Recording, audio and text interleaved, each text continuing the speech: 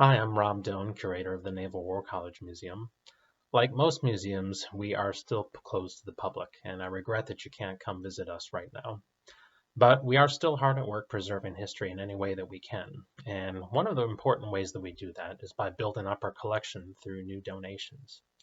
Now, we do have to be selective about what we decide to take because unfortunately we just don't have the space to store and exhibit everything that we might like to have. And that's especially true when it comes to ship models.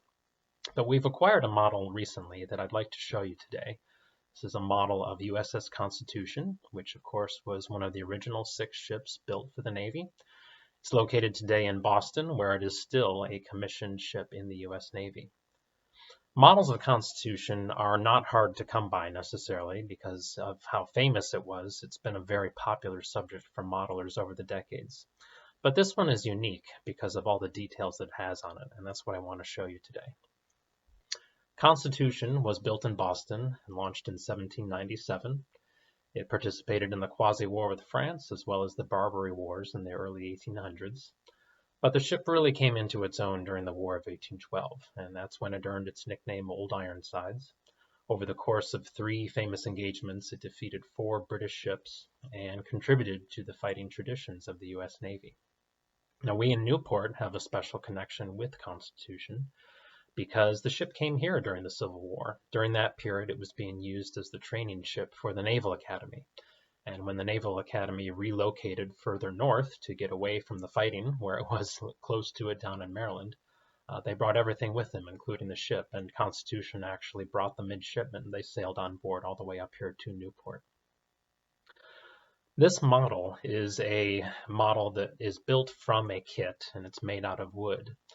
But the builder has modified the kit to include a lot of extra details that he took a lot of time to really research and get right. If you take a close look at this model, you're going to see things like, first of all, the figures of the crew that are out there on the spar deck. That's the top deck of the ship.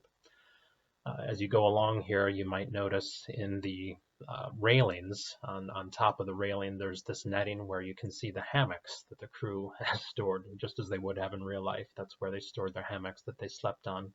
During the day, they'd be rolled up and put there to stay out of the way. You'll also see the sails that have been custom made from canvas. And one of my favorite details is the fact that if you look at the anchor, the shank of that anchor is made from a piece of wood from the actual ship, the actual USS Constitution. Now, in case you're wondering, the wood is not from the original wood from the Constitution. It's not from 1797. It's most likely wood that was taken from one of the 20th century restorations on the ship, but it still makes this model quite unique. Although Constitution was most famous for its role in the War of 1812, this model appears to be based on how the ship looked by the mid-1800s. So how do we know that?